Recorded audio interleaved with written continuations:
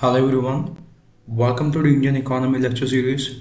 In the previous lecture, we started the Indian Economy series with Indian Economy before 1950 topics. We started with the drain of wealth.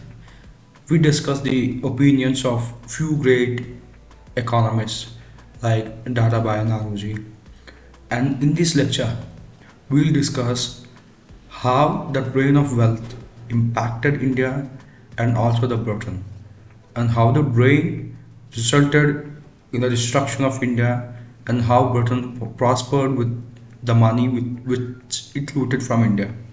So let's get started.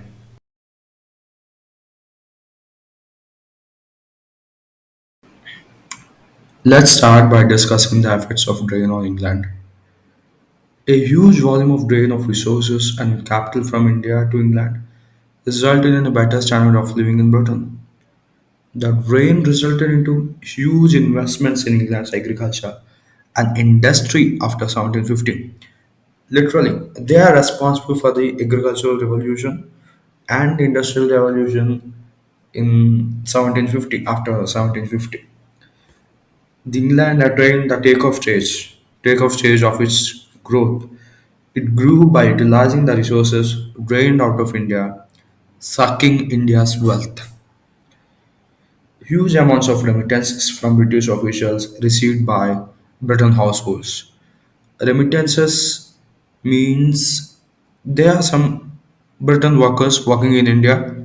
They send their money back to Britain to their families. And also the Britain workers who are retired after working in India get their pensions from the Indian budget itself.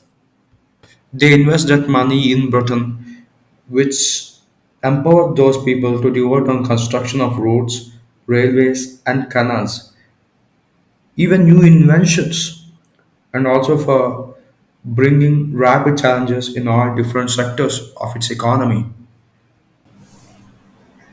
Effects of the drain on India.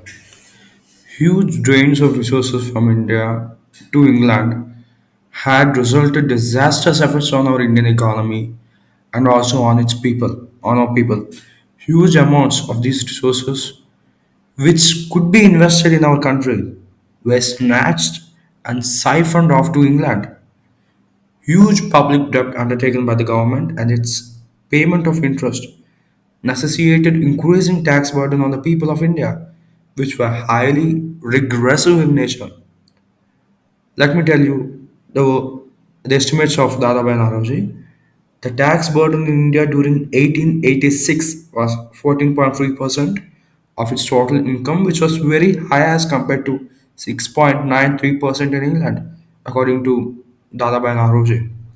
And moreover, these tax proceeds were mostly used for making payments to British creditors and not for the social services and welfare activities of our Indians. This type of drain of tax proceeds from India impoverished the agriculture, industry, and trading activities in India and largely responsible for our economy's stagnant stage during the 18th and 19th century. Although few Britain economists say that they took responsibility of maintaining law and order, but centralized political and judicial and administration, roads, railways, educational setup, etc. But the extent of draining out of resources was too excessive, leading to stagnation of the economy and poor and miserable condition of Indian masses. National leaders of India analyze the various harmful effects of grain in different ways.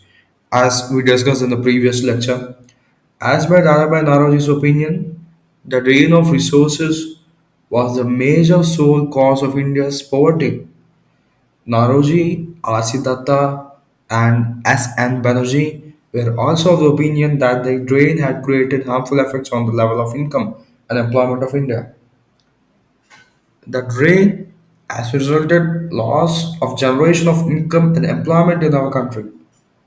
R.C. Datta had also tried to establish a casual relationship between the drain of resources and the improvement of the peasantry, the farmers. He argued The drain was paid mainly out of land revenue realized from the peasants.